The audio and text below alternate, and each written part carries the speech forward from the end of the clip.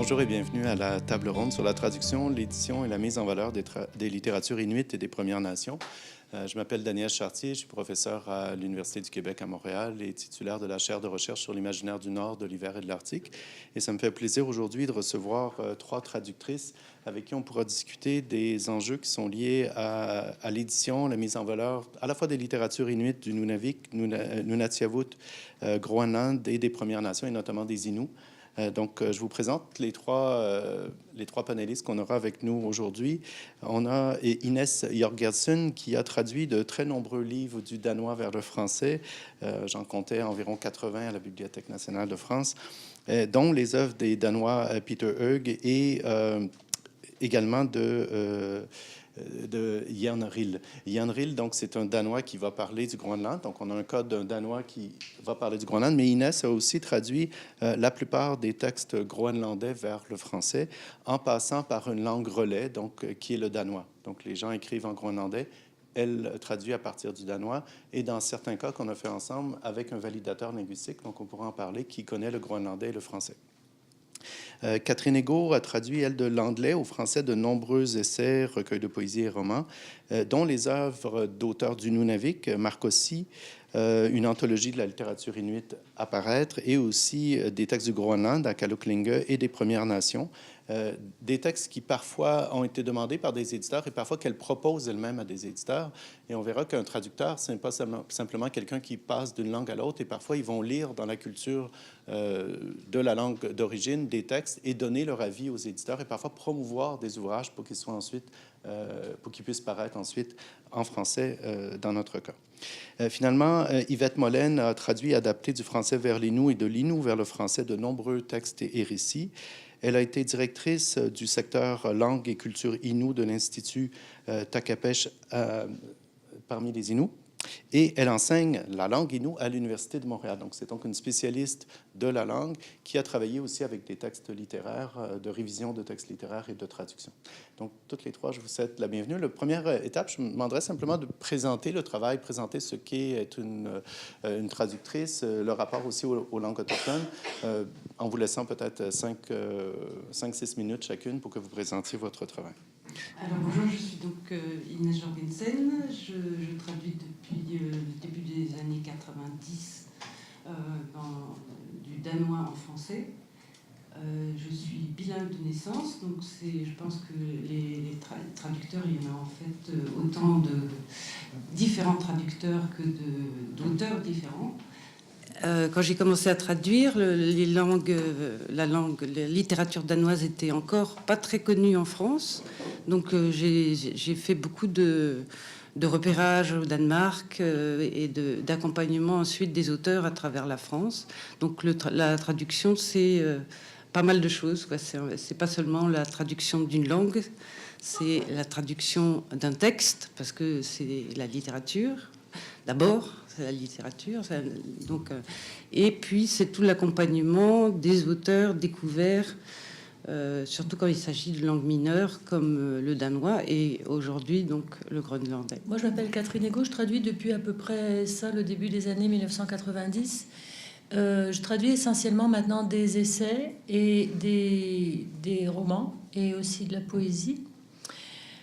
La question c'était qu'est-ce que traduire, hein? Ouais, c'est un vaste programme. Traduire, c'est pas remplacer un mot par un autre. Ce serait vraiment la formule la plus basique de la traduction, ce que font les machines. Traduire, pour moi, c'est vraiment entrer dans la tête d'un auteur pendant longtemps. Un livre, ça prend du temps à traduire. La traduction, c'est beaucoup une question de temps aussi. Et c'est voir un petit peu avec ses yeux. Donc, effectivement, parce que un auteur, c'est une vision du monde, et une langue aussi, c'est une vision du monde. Alors, traduire, c'est un peu réconcilier deux univers, l'univers dans lequel s'inscrit l'auteur et les yeux à travers lesquels il voit le monde, et ceux à travers les locuteurs pour lesquels on traduit, dans mon cas le français, comprennent ce monde-là. Alors, il y a une espèce de réconciliation à faire là, ce qui peut nous avoir valu d'avoir été qualifiés de traîtres à l'occasion, parce que les gens disent parfois que la traduction est une trahison, nécessairement, ce que moi je pense pas évidemment, sinon je ferais autre chose de ma vie.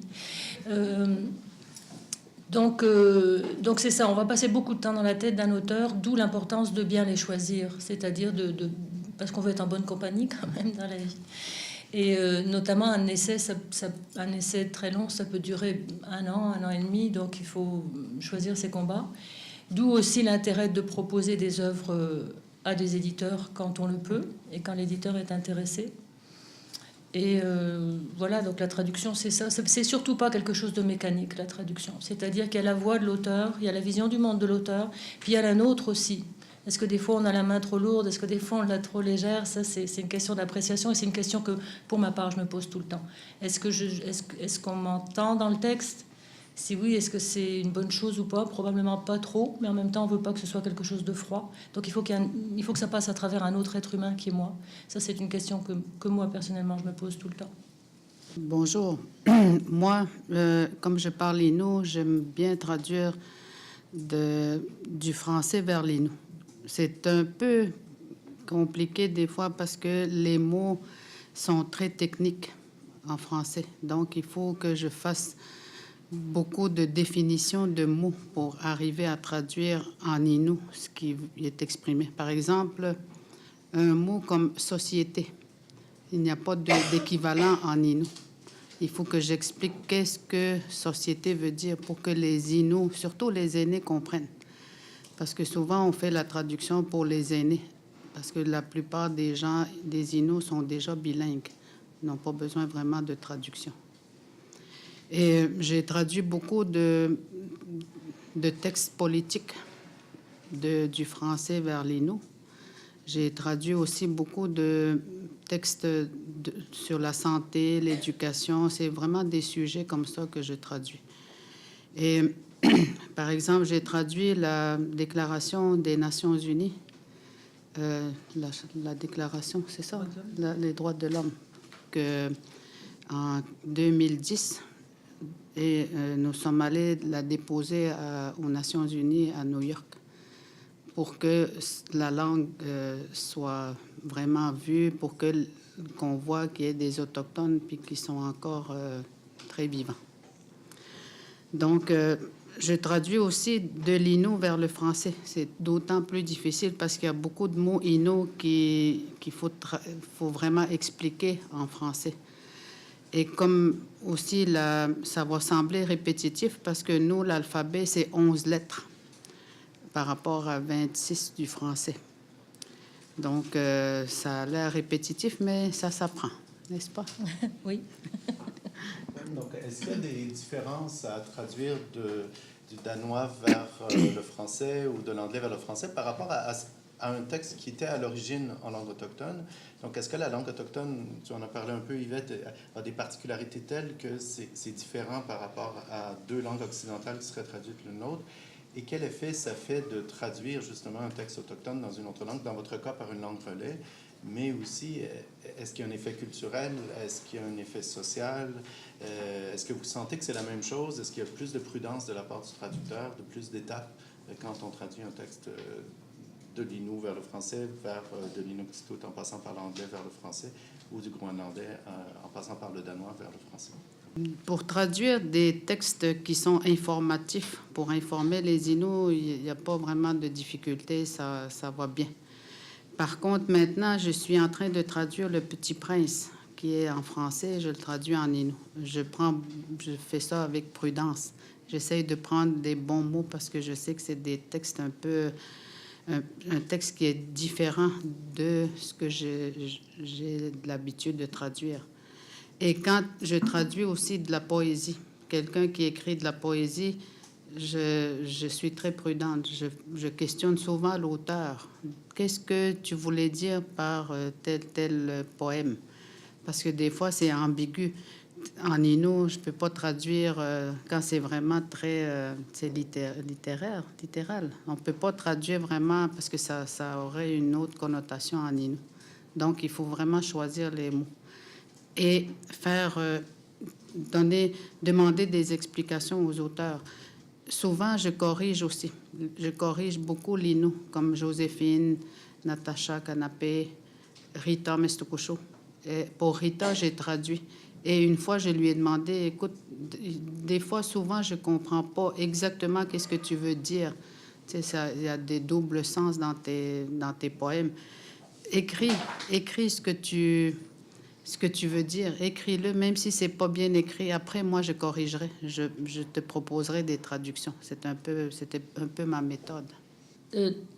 Traduire des auteurs autochtones, c'est sûr qu'il y a une dimension politique. On ne peut pas en faire vraiment l'économie. Il y a aussi une difficulté de plus pour les traducteurs, enfin pour moi, je vais parler pour moi, c'est que je parlais tout à l'heure d'un univers personnel de l'auteur, mais en plus les autochtones vivent dans des univers qui ne sont pas nécessairement les nôtres. Je pense par exemple à Marcoussis pour Le Harpon du chasseur. Moi, je connais pas beaucoup le monde, ce que Daniel appellerait le monde du froid, le monde inuit. Donc, il faut faire très attention à ce qu'on dit. Sinon, on est en train de traduire comme si ça avait été écrit par notre voisin de palier dans une autre langue. C'est pas possible. C'est pas possible qu'il le voit comme ça. Le problème, c'est pas de poser des questions, c'est de savoir où sont les questions qu'on doit poser. Parce que des choses peuvent nous paraître évidentes et on les traduit comme ça, sans état d'âme. Puis on peut s'apercevoir après que non, on est vraiment passé à côté de quelque chose. Et inversement, on peut se poser des questions à l'infini sur des choses qui, pour l'auteur lui-même ou pour un Inuit, ne méritent pas qu'on s'y attarde autant. Alors on est un petit peu... Moi, je me sens toujours un petit peu avancée à l'aveuglette, avancée à tâtons, et oui, un petit peu marcher sur des œufs au niveau politique. Alors ça ajoute une difficulté, mais il faut le faire de toute façon, donc c'est ce que nous faisons. En ce qui concerne les langues relais, donc ça c'était pour l'aspect vraiment traduire un auteur autochtone de quelque langue que ce soit. Et en ce qui concerne les langues relais, on n'a pas le choix parce qu'il n'y avait pas, au moment où moi j'ai traduit Marcoussis par exemple, il n'y avait pas de traducteur de l'Inuktitut au français. Peut-être que dans 20 ans il y en aura un et il va dire oh, ce que c'est que cette traduction horrible et il va la recommencer. Comme ça c'est déjà fait pour ce livre-là parce que à mesure qu'on se connaît mieux, par exemple à mesure que nous francophones connaissons mieux les Inuits, c'est sûr qu'on va mieux comprendre leur monde. Donc peut-être que les traductions actuelles, parce qu'on a déjà 2 pour ce livre-là, vont sembler insuffisantes. Alors les langues relais, c'est évidemment pas l'idéal, mais c'est la moins pire des solutions. Pour des veines du cœur au sommet de la pensée, moi, il y avait une chose qui m'avait paru assez bizarre dans la traduction anglaise. Et j'ai appris aujourd'hui même, il y a 20 minutes, qu'en fait, elle avait été revue par l'auteur. Donc, j'apprends que je me suis un peu couverte de ridicule en lui demandant, mais est-ce que c'est vraiment ça? Parce qu'en fait, il l'avait revue. C'était quelque chose de très technique sur un instrument de musique. Donc là, j'ai pu communiquer avec lui. C'était une chance parce qu'il était vivant. Et puis, il parle anglais, donc on a pu communiquer dans cette langue-là. Mais c'est vrai qu'on prend beaucoup de précautions parce qu'on ne peut pas tenir pour acquis qu'on comprend tout ce qui est dit et qu'on comprend toutes les couches de ce qui est dit. Et puis, on ne veut pas commettre d'impair parce que, oui, il y a un aspect politique à ça. Oui, je pense que c'est très, très différent de travailler à partir d'une langue relais. Pour le Groenland, en plus, c'est évidemment la langue du colonisateur, le danois. Les Danois traduisent pas mal de littérature groenlandaise, mais elle reste très confinée dans la bibliothèque groenlandaise de Copenhague. Ça circule assez peu. Moi, le parti pris que j'ai pris, c'est de toujours regarder qui c'est qui a traduit en danois, puisque chaque époque a sa conception de la traduction. Chaque époque a des a priori, des préjugés. Donc les traducteurs danois sont soumis à ces différents préjugés sans le savoir. Et donc il y a une distance à prendre par rapport à... Bon, d'une fait, d'abord que c'est la langue du colonisateur, et d'autre part de l'époque où il l'a traduit, c'est-à-dire de la conception qui était à ce moment-là au Danemark sur le Groenland. Donc ça change beaucoup. Le seul que j'ai traduit... j'ai traduit 5 romans groenlandais. Et le dernier, Nivia Corneliussen, qui s'appelle Homo sapiens, c'est la seule qui est elle-même traduit son livre en danois. Donc là, ça fait un changement très important, étant donné que c'est elle-même qui dirige sa traduction. Mais quand on en a parlé avec elle, elle m'a dit qu'il y avait de nombreux... Elle m'a dit « a lot of poetry qui n'était pas passée dans le texte danois, qu'elle ne pouvait pas faire passer dans le texte danois. Donc je pense que malgré les traductions, et je pense qu'il faut en faire avec les langues relais, parce que il faut beaucoup traduire, beaucoup diffuser, parce que après, comme disait Catherine, ça va être retraduit sans doute directement, mais le fait de sortir de son domaine, pour le Groenland, du domaine du colonisé, c'est très important. C'est-à-dire pour eux d'être traduit dans une langue autre que le danois qui a une histoire commune très, très longue avec eux. Donc, même quand c'est l'auteur elle-même qui traduit, quelque chose nous échappe. Et cet inconnu, là, je pense que ça reste une grande interrogation quand on traduit. J'aimerais revenir sur la question des étapes de la traduction, parce que dans le cas, si on prend Nivia Corneliusson, donc elle écrit son roman en groenlandais, elle le traduit elle-même en danois, elle change le texte quand elle le rédige en danois pour s'adapter au public danois. Et quand vous avez votre version en français, donc Inès a traduit, il y a toutes sortes d'étapes derrière. Donc, c'est pas uniquement Inès avec son ordinateur qui va traduire directement, qui vous donne le texte. Il y a eu différentes personnes qui sont intervenues, dont, dans ce cas-ci, un validateur linguistique. Donc, on avait la chance d'avoir quelqu'un qui parlait le groenlandais et le français, qui s'est assis plusieurs jours avec Inès et qui regardait à chaque fois pour voir est-ce que le texte danois s'écarte de la version groenlandaise. Parce que l'idée, c'est quand même d'être le plus près possible de la langue qui est le groenlandais, qui était la langue dans laquelle elle a pensé le texte. Et là, on découvrait que même si c'est elle qui a traduit vers le danois, elle a introduit des éléments coloniaux dans son texte. Et ça, c'est extraordinaire parce que c'est l'auteur elle-même qui avait introduit ça et qu'on essaie d'enlever ensuite dans la version française que vous avez. Dans le cas d'Inès, mais c'est une autre question aussi, le public devait être québécois et français. Donc ensuite, on a quelqu'un qui regarde, est-ce que c'est lisible en québécois, le texte que vous avez, parce qu'Inès est française. Et là, il y avait toutes sortes de questions. En plus, on a une réviseur linguistique qui intervient, qui va pointer à la traductrice toutes les règles de grammaire qu'elle devrait suivre. Et parfois, la traductrice, ben non, c'est pas ce que je veux faire parce que ça enlève la substance de mon texte. Et vous avez une correctrice ensuite des preuves qui passent. Donc, vous avez environ, je dirais, une dizaine d'étapes. Et donc, ça pose la question de peut-être des outils que vous avez. Est-ce qu'un traducteur s'assoit et commence à écrire avec un flow? Est-ce que vous faites des recherches? Est-ce que c'est nécessaire de faire des recherches? Est-ce qu'il suffit de regarder le dictionnaire puis ensuite de traduire comme ça? Et comment vous vous débrouillez pour garder votre texte comme un texte littéraire alors qu'il y a tellement d'étapes qui viendraient affadir le texte? C'est sûr qu'à chaque fois que vous avez une réviseure linguistique, elle va choisir la règle la plus proche de la langue française. Et parfois, je me souviens, tu avais un cas avec une poulpe, je pense qu'il y a une expression qui n'existait pas en français. Elle dit non, il faut absolument cette expression. Et donc, comment une traductrice se bat contre les réviseurs, d'une part? Comment vous agissez avec ce validateur linguistique qui vient intervenir pour ramener la traduction le plus près possible de l'autre? Et quels outils vous utilisez? Donc, peut-être avec Inès d'abord. C'est pas évident, ces passages de texte qui sont donc beaucoup plus nombreux quand on traduit avec une langue relais. Mais par ailleurs, moi, quand je traduis avec une langue relais, je suis beaucoup plus souple parce que si je traduis directement du danois où il y a une part... L'important, je pense que quand on traduit un texte littéraire, c'est de savoir où l'auteur bouscule sa propre langue et pour soi-même pouvoir bousculer sa langue dans le même sens. C'est-à-dire, c'est le travail de l'écriture propre du singulière de l'auteur. Cette dimension-là est très importante et il faut toujours se battre contre les éditeurs, les correcteurs, etc. Parce qu'on vous dit souvent, c'est pas du bon français.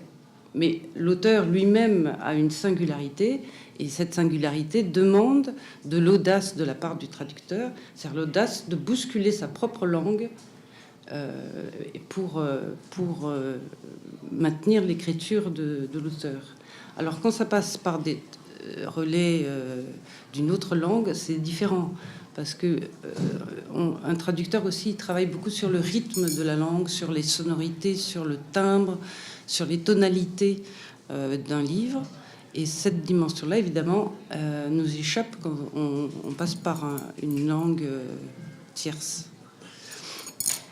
Donc, en fait, c'est très passionnant dans le cas d'une traduction par langue relais, de travailler avec plusieurs interlocuteurs qui peuvent se rapprocher du texte. Et notamment, là, c'était Jean-Michel Huguetin qui donc parle le groenlandais et qui pouvait lire le texte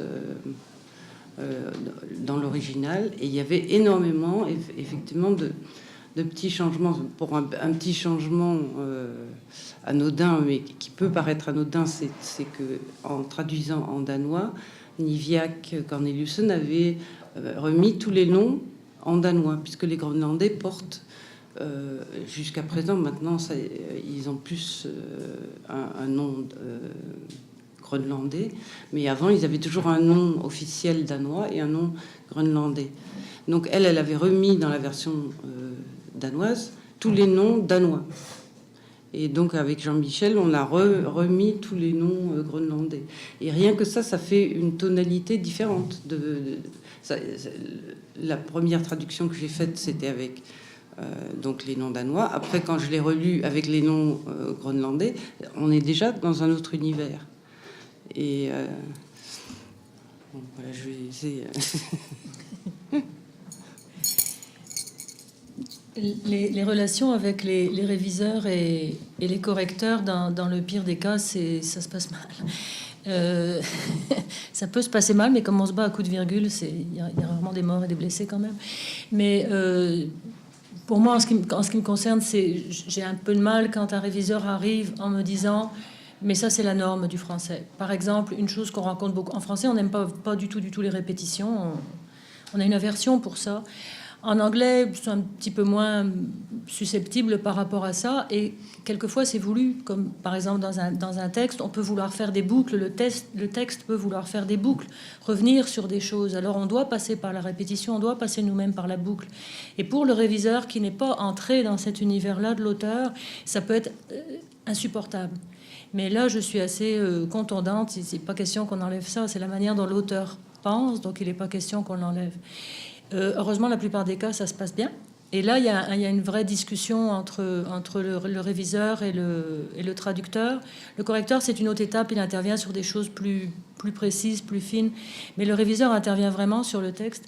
Et quand ça se passe bien, il y a un vrai dialogue. Et moi, je trouve ça, à ce moment-là, très riche parce que j'ai plus l'impression que je porte à moi toute seule la parole de l'auteur vers le lectorat francophone. Alors, c'est un petit peu rassurant d'une certaine façon, puis ça permet de valider aussi est-ce que ce que je dis, ça se comprend, parce que en tant que traducteur, on est immergé dans l'autre langue pendant longtemps, et des choses qu'on écrit dans la langue d'arrivée peuvent nous paraître évidentes, et pour le locuteur qui voit ça avec un œil neuf, il interprète complètement différemment. Donc le travail du réviseur, c'est essentiel, et puis c'est essentiel aussi que ça se passe bien. Maintenant, je m'interroge un petit peu, si je peux me permettre une parenthèse en dehors de ma propre expérience, pour ce qui est des auteurs qui ont traduit eux-mêmes dans une langue relais, et c'est le cas pour Marcuse avec le harpon du chasseur et Akalu Klinge en partie, parce qu'il était avec un traducteur vers l'anglais, mais il a validé la traduction. Si l'auteur a introduit des disparités dans son texte entre la version en langue autochtone et la version en anglais, peut-être que c'est une maladresse de jeune traducteur, parce que son métier, c'est pas traducteur, c'est auteur, et ce sont deux choses différentes. Mais peut-être qu'il y a une raison à ça aussi. Peut-être qu'il pense que ce qu'il a écrit, mettons, en groenlandais ou en inuktitut, devait rester à l'intention de ces gens-là, où il a pensé que le lectorat de la version traduite ne comprendrait pas. Alors, je ne sais pas si la proposition m'avait été faite d'avoir un validateur linguistique. Mon premier réflexe n'aurait pas été de dire, mais qu'est-ce qu'elle en pense, l'auteur elle-même? Pourquoi, par exemple? Est-ce qu'elle a rétabli les prénoms est-ce qu'elle a établi les prénoms en danois au lieu de les laisser en groenlandais? Parce que la traduction, ça lui appartient aussi. Alors, laquelle des deux versions faut-il rester? Est la norme? C'est difficile à savoir.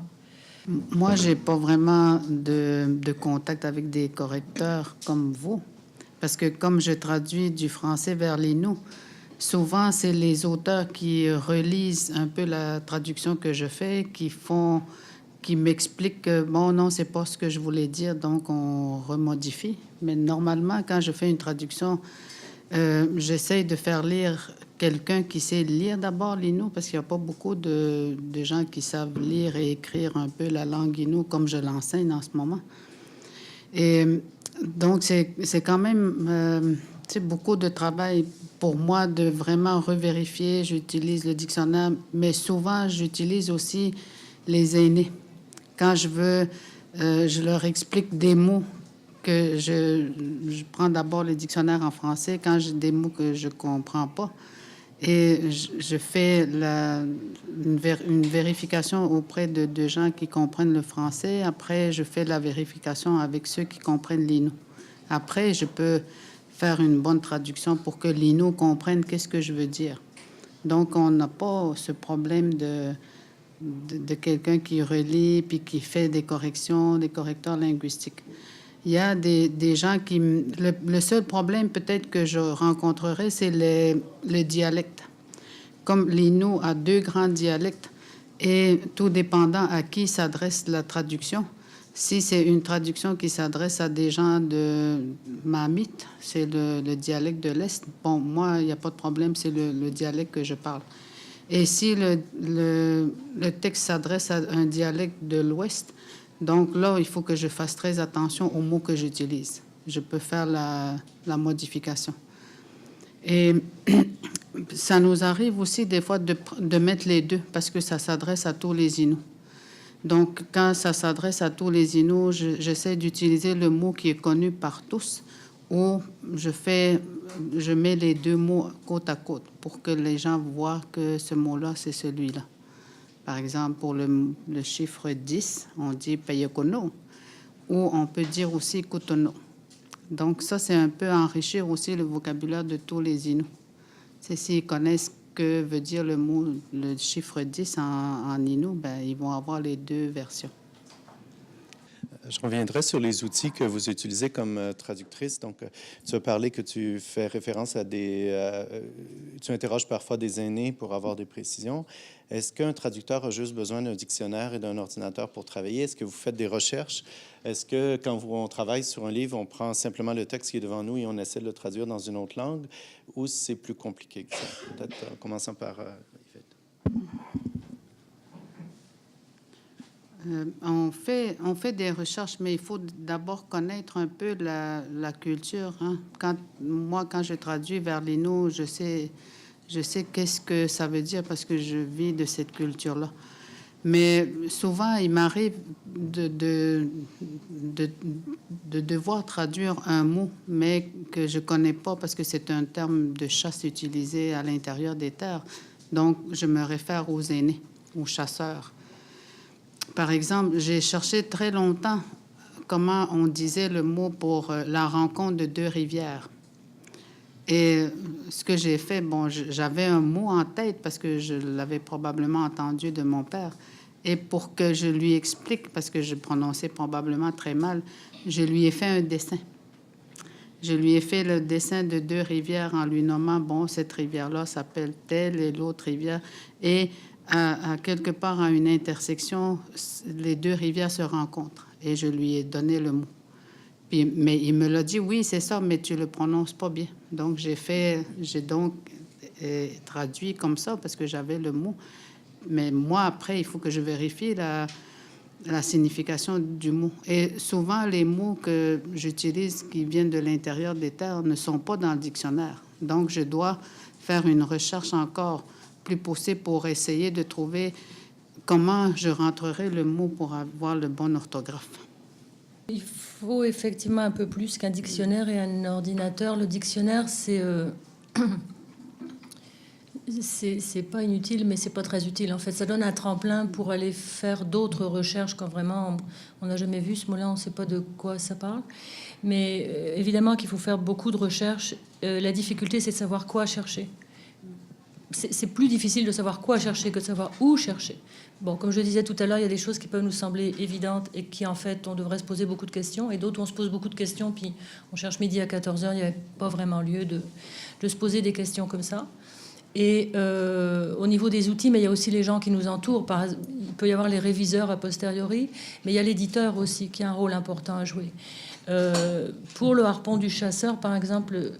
Corrige-moi, Daniel, si je me trompe, mais il y avait un terme en anglais qui était seal hole, qui est les trous dans la glace par lesquels les phoques viennent respirer quand la glace est prise. Puis, En français, ça se dit trou de phoque. D'abord, c'est hideux là, comme expression. Puis en plus, qui va comprendre ce que ça veut dire, quoi. Donc en fait, on a rétabli le terme Inuktitut qui est alou. Est-ce que mes souvenirs sont exacts? Oui, c'est ça. Alors là, il y avait une discussion à faire avec l'éditeur, parce que comment est-ce que moi je peux justifier en tant que traductrice? Je traduis Seal Hall par alou. Il y a une réflexion à justifier là. Donc les outils, c'est évidemment l'ordinateur, un peu le dictionnaire, beaucoup les recherches dans Internet, évidemment. Et puis les gens autour de nous qui connaissent le contexte, qui vont pouvoir dire tout de suite: ah non, ça c'est ça que ça veut dire, parce qu'ils ont vécu dans l'endroit ou parce qu'ils ont une connaissance de la culture qu'on traduit. Oui, je pense qu'il y a deux cycles de recherche, enfin d'outils, c'est-à-dire d'une part du côté littérature. Alors là, je parlerai peut-être plutôt pour le domaine où j'ai beaucoup traduit de Danemark, c'est-à-dire que si je commence à traduire un livre d'un auteur danois, j'essaye de lire tout ce qu'il a lu, tout ce qu'il a écrit. Non, parce que c'est un univers. Quand on traduit, rien qu'une phrase d'un auteur reflète tout son univers. C'est-à-dire que on ne peut pas, à moins de traduire un jeune auteur qui démarre, mais il faut lire le maximum de ce que cet auteur a écrit pour vraiment rentrer dans son univers. Après, pour le Groenland, moi j'avais commencé par traduire Jan Riel, donc un Danois qui écrit sur le Groenland. Et donc j'étais familiarisée avec un certain nombre de notions. Et la langue danoise aussi a traduit des termes. Par exemple, il y a un terme qui revient par exemple dans tous les 5 romans, c'est le kivitok. C'est le vagabond des montagnes. Enfin, c'est quelqu'un qui quitte la société pour partir dans les montagnes parce qu'il a été exclu ou parce qu'il a commis une faute. Et ça revient quasiment à un suicide, en fait.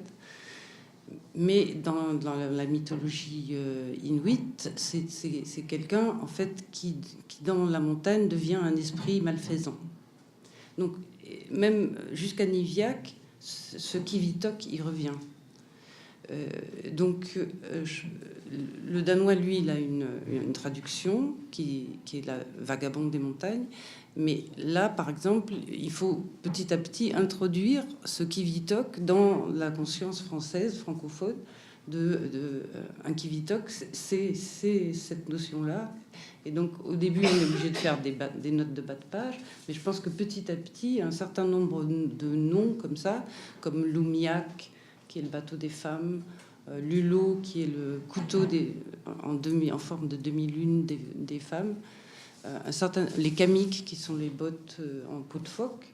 Tous ces noms-là, je pense qu'il faut les introduire petit à petit pour que ça vienne enrichir la langue française de nouvelles conceptions, comme Scylla aussi, qui est une espèce l'esprit du monde. C'est une notion très, très groenlandaise, très forte et très belle.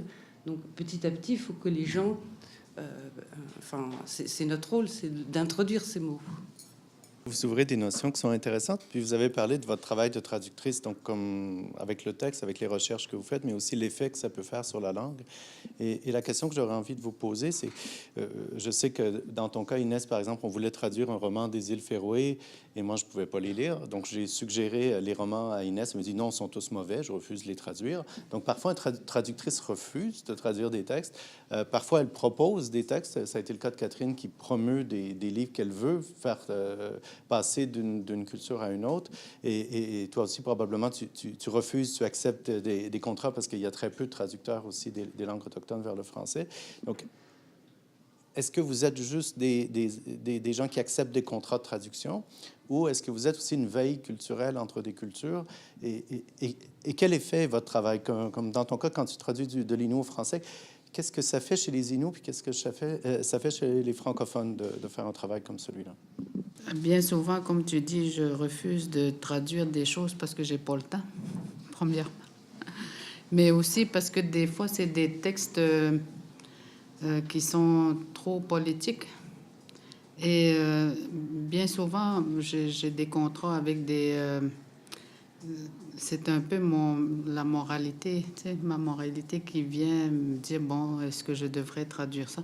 Mais finalement, je me dis souvent, quand je traduis quelque chose, un texte sur l'environnement, par exemple, parce que c'est un projet hydroélectrique qui va... c'est un projet hydroélectrique qu'on veut mettre en place. Je traduis et je me dis, bon, c'est pour le bien des gens qui vont vivre avec le projet en question. Et souvent, quand je traduis aussi, je traduis parce que je veux que la langue Innu soit encore en vie. Et souvent aussi, les gens qui me demandent, parce que je reçois beaucoup de demandes de jeunes qui me disent, bon, comment on traduit tel mot? Bon, j'arrête tout, puis je me mets à rechercher le mot exact qui pourrait les aider et je leur envoie. C'est un petit mot, mais moi, je me dis, ils vont utiliser le bon terme. Parce que souvent, les jeunes vont déformer la réalité. Comment ils vont faire des traductions un peu mélangées avec le français, par exemple. Tu sais, on voit beaucoup de mots qui sont deux mots mis ensemble, mais il y a du français qui est là et de l'Innu ensemble. Donc, ça détruit, moi je dis, ça détruit la langue Innu. Donc, je leur propose une traduction exacte du mot. Et je me rappelle plus ce que je voulais dire. J'ai proposé 2 essais à des éditeurs différents, parce que il me tenait très à cœur et je voulais que ces livres-là soient accessibles au lectorat francophone. C'était 2 essais, un en anthropologie et un en sociologie. Je suis en train de me demander si c'est déjà arrivé pour une œuvre de fiction, et de mémoire, je ne crois pas. Alors, est-ce que je fais une veille culturelle? Un peu. Pas autant que je le voudrais, parce que c'est une question de temps. Tout simplement, on ne peut pas lire tout ce qui se publie dans notre langue de départ, donc dans mon cas l'anglais, et en plus faire passer une partie de ces livres-là dans la langue d'arrivée, qui est le français, ça prendrait vraiment beaucoup de temps. Maintenant, l'impact que ça a sur les locuteurs de départ et les locuteurs d'arrivée, les locuteurs de départ, je pense pas que ça change beaucoup dans leur vie. Ça change dans leur vie pour les auteurs quand il y a un dialogue, parce que ce qui, moi, m'arrive, je pense pas qu'il y ait grand monde qui lise le texte de manière aussi, j'allais dire, qui rentre dans les viscères aussi profondément que le traducteur. Et quand il y a une incohérence, quand il y a quelque chose qui est un peu un raccourci que l'auteur a pris, s'il y a quelqu'un qui va le voir, c'est le traducteur. Évidemment que, idéalement, c'est les premiers lecteurs avant la publication du livre original, plus l'éditeur dans la langue de départ, ont intercepté un certain nombre de choses. Mais quand on traduit, enfin, vous pourrez me contredire si c'est pas votre expérience, quand on traduit, on rentre à l'intérieur de la machine, on rentre à l'intérieur des rouages de l'architecture, et s'il y en a un qui tourne pas rond, on le voit. Enfin, voilà, et ça arrive que dans les romans, il y a celui qui circule, par exemple, Birdie, il y avait des choses qui...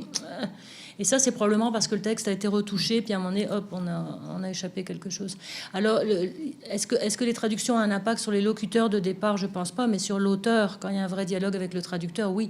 Parce que pour les éditions ultérieures, peut-être il va changer des choses, s'il y a des éditions ultérieures, ou au moins il saura que quelqu'un l'avait à l'œil et repérer des choses.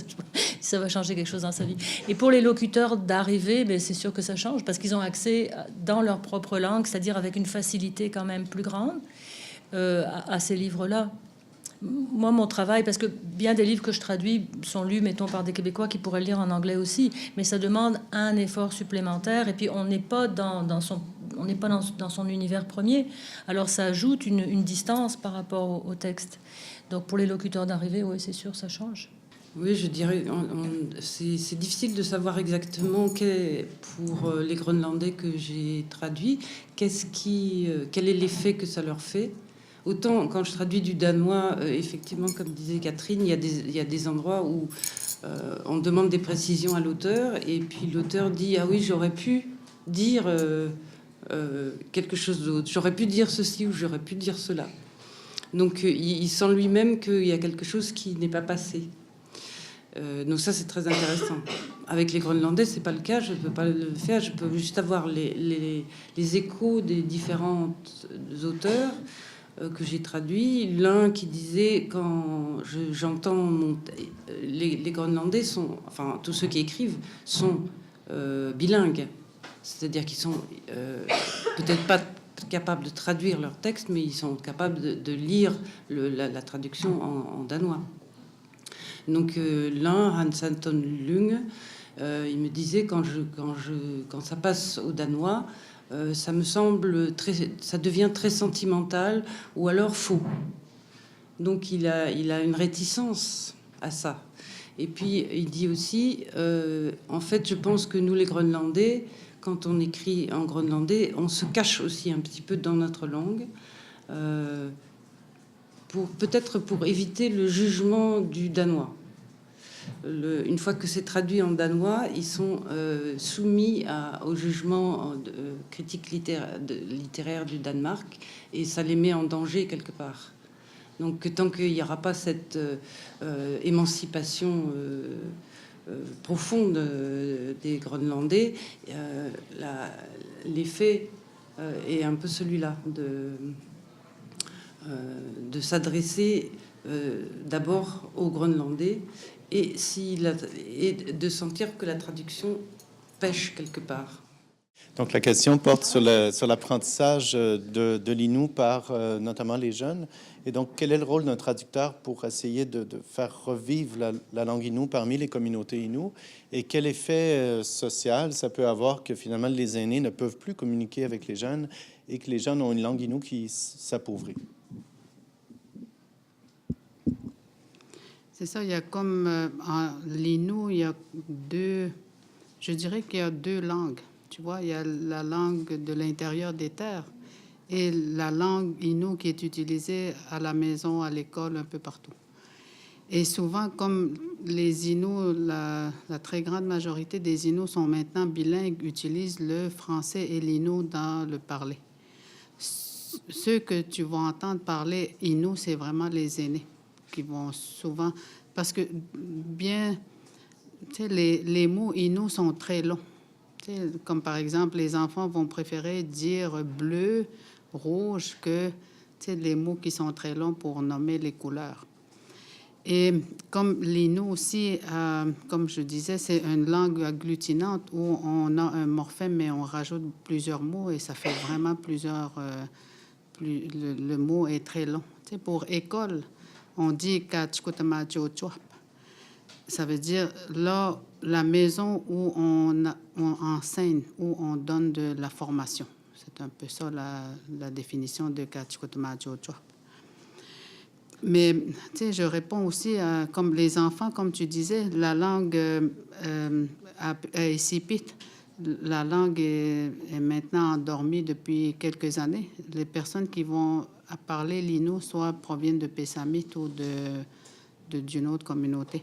Et la même chose pour Maastricht aussi. Je pense qu'il y a 20% de gens qui parlent maintenant Innu et le reste parlent français. C'est probablement parce que le français est devenu la langue majoritaire, tu sais, dans les lieux de travail. Souvent, à l'école, ils apprennent en français. Et la langue Innu est enseignée partout dans les écoles à raison de 1 heure sur un cycle de 7 jours, souvent 1 heure sur un cycle de 9 jours. Et on essaie, nous, en tout cas moi, j'essaie souvent de dire aux parents, ben c'est vous qui devez transmettre la langue. C'est pas l'école, c'est pas quelqu'un d'autre, c'est pas les aînés non plus qui vont faire la transmission parce que la réalité est maintenant différente. La réalité, c'est que à l'intérieur des terres, on trouve du vocabulaire qui n'existe pas dans la communauté. C'est pour ça que c'est très différent. Et il y a beaucoup de code switching. Dans le fond, c'est comme le mélange dans un texte, probablement, tu dois comprendre quand tu entends parler de quoi les étudiants vont parler parce qu'il y a beaucoup de mots français.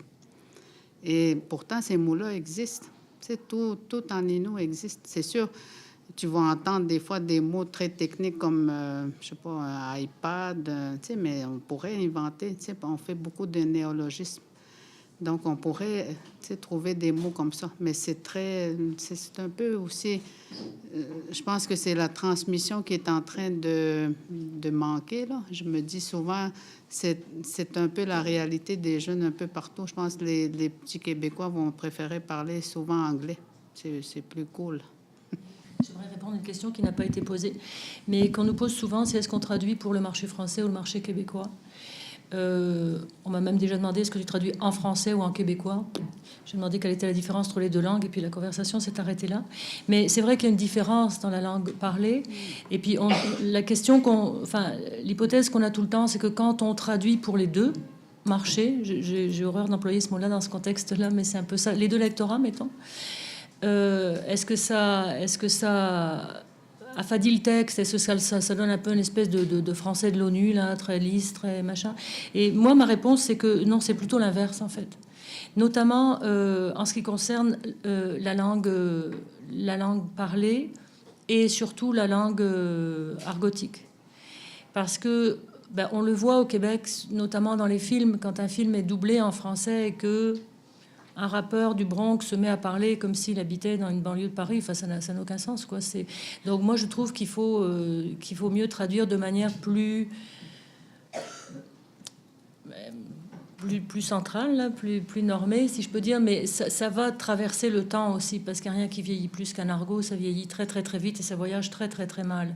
Donc on peut dire que c'est une manière d'abattardir un petit peu le texte de départ. Moi, je suis convaincue que c'est pas question... Il faut respecter un peu le niveau de langue du personnage, surtout par rapport aux autres, mais de sombrer dans une espèce d'argot qui est tellement local, puis...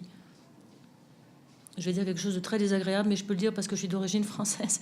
Les Français ont souvent l'impression qu'ils sont la norme du français. Et ce n'est pas le cas. Ils sont des locuteurs très nombreux, mais pourquoi la norme serait à Paris plutôt qu'à Montréal, plutôt qu'à Abidjan?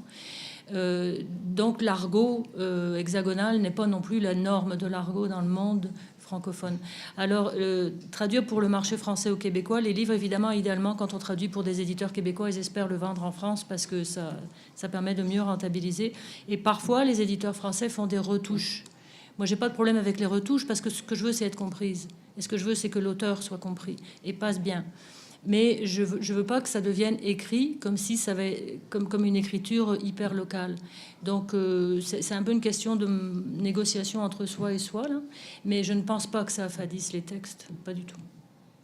Oui, enfin moi j'ai eu un peu des difficultés quand j'ai dû Niviac emploie beaucoup un langage c'est pas vraiment argotique, enfin et par exemple, draguer, j'ai un mec, mon mec, tout ça, ça passait pas pour l'éditeur québécois qui me disait, on dit pas, c'est pas mon mec, c'est mon gars. Et mon gars, en parisien, c'est très bizarre. En fait, en faisant de la recherche, je me suis rendu compte que maintenant, en banlieue, par contre, ils commencent à dire mon gars. Donc, c'est dans la version la version qui est publiée ici, c'est mon gars.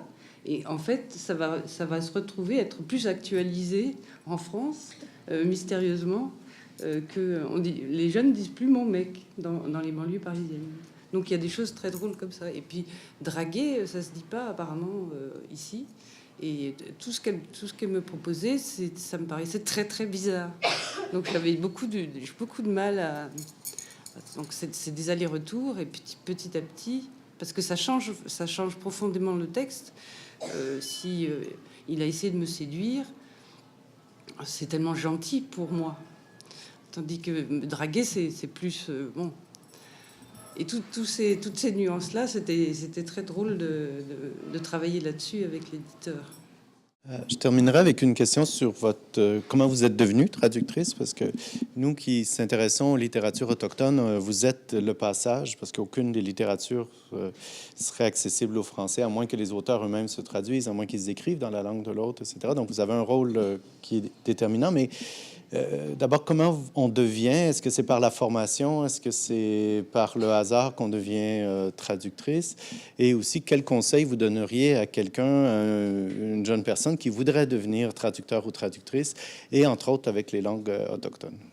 Donc, comment vous êtes devenu et qu'est-ce que vous souhaiteriez?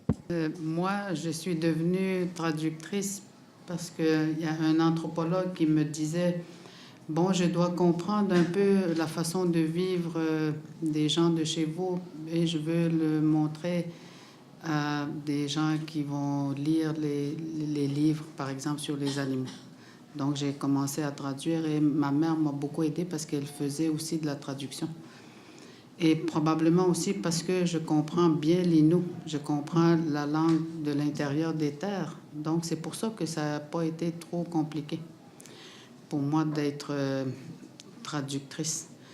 Ce que je trouve maintenant plus difficile, parce que comme je pense en Innu, c'est très facile de faire la traduction du français vers l'Innu, mais souvent, j'ai un peu de difficulté à faire la traduction de l'Innu vers le français, parce que je trouve que ça ne reflète pas assez bien en français, que ce sera peut-être pas très clair. Donc, mais j'apprends, j'essaie de vraiment bien connaître le français pour bien traduire. Donc, ça fait... C'est pas des textes comme des textes universitaires. Donc, on traduit vraiment de ce que l'Innu pense. Et c'est vraiment dans la pensée qu'il faut être. C'est pour traduire, je pense, comme par exemple, tous les auteurs maintenant qui sont Innu, sauf Joséphine, vont écrire en Innu. Mais tous les autres vont écrire en français. Et comme j'encourage aussi les auteurs à écrire aussi en Innu, bon, ça va les aider, mais je vois souvent que ces jeunes-là font beaucoup d'erreurs de l'Innu. Ils font des erreurs dans leur façon d'exprimer. Joséphine est très bonne. Elle me dit souvent qu'elle essaye de toujours commencer ses textes en français, en Innu, et après de faire le français. Et je pense que c'est une meilleure façon après, parce que c'est plus difficile, je pense, de transposer ce qui est du français vers l'Innu. En tout cas, moi, je commencerai souvent par l'Innu. Et comme l'Innu aussi, c'est un verbe, une langue à verbe, je dirais, tu sais, il y a beaucoup de verbes. Il y a à peu près, dans l'Innu complet, il y a à peu près 80% de verbes. Et le reste, c'est des noms. Et souvent, les noms, on peut les retransformer en verbes. Et l'inverse, c'est de traduire des termes plus techniques qui existent maintenant, ordinateur, c'est tout ce qui est technique. Donc, parce que c'est des réalités qui n'existaient pas dans la langue Innu.